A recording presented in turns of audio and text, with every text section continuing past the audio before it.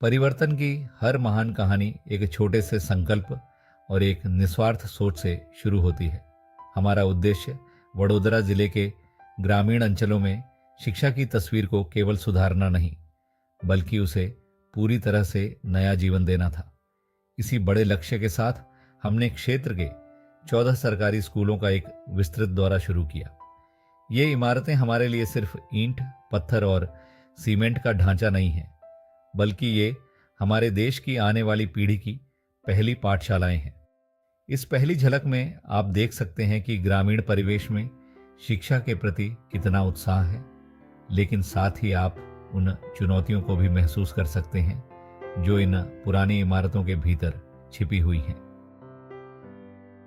किसी भी बड़े बदलाव को धरातल पर लाने के लिए सबसे पहले उन लोगों की बात सुनना जरूरी है जो रोजाना इन चुनौतियों का सामना करते हैं।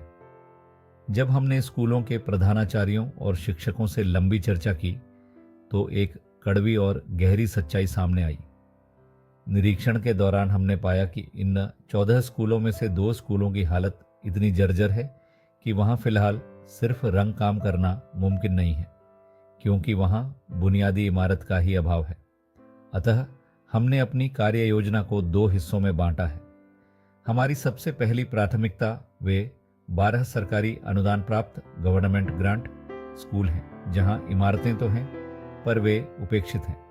इन 12 स्कूलों में हम न केवल साफ सफाई और पेंटिंग करेंगे, बल्कि हम BaLA building as learning aid programme को भी लागू करेंगे। इसके माध्यम से स्कूल की दीवारों और फर्श को ही सीखने का माध्यम बनाया जाएगा, ताकि खेल खेल में शिक्षा दी जा सके। हमारा यह प्रयास सीधे तौर पर 3000 से अधिक विद्यार्थियों के शैक्षिक अनुभव को बदल देगा। रही बात उन शेष 2 स्कूलों की जिनके पास अपनी इमारत नहीं है, तो हम उनके लिए भी प्रतिबद्ध हैं। हम सक्रिय रूप से ऐसे सहयोगियों और दानदाताओं की तलाश करेंगे जो उनके लिए एक मजबूत भौतिक ढांचे के निर्माण में मदद कर सकें।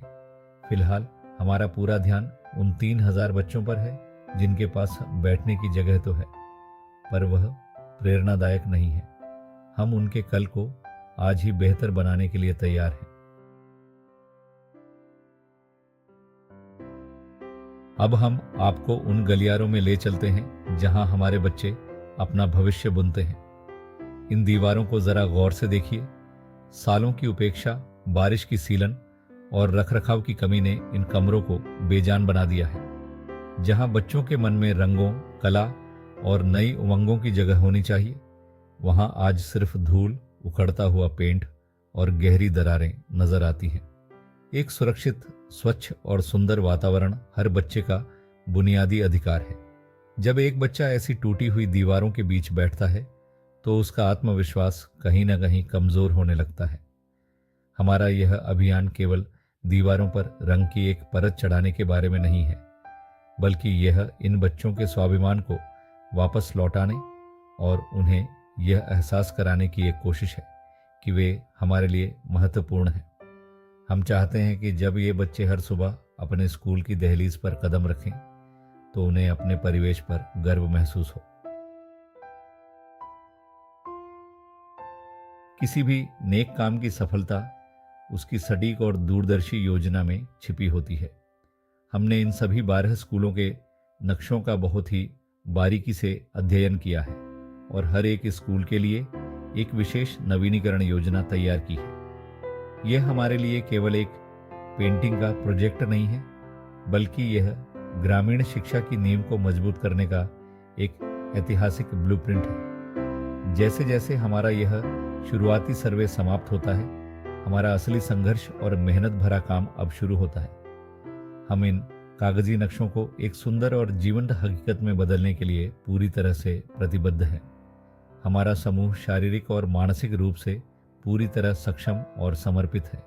हम जमीनी स्तर पर पसीना बहाने और कठिन परिश्रम करने के लिए तैयार हैं, लेकिन भारत के विकास के इस महायज्ञ में हमें आपके वित्तीय सहयोग की अत्यंत आवश्यकता है। हमारी मेहनत को आपके समर्थन की जरूरत है, ताकि हम उन संसाधनों को जुटा सकें जो इन स्कूलों का भाग्य बदलेंगे।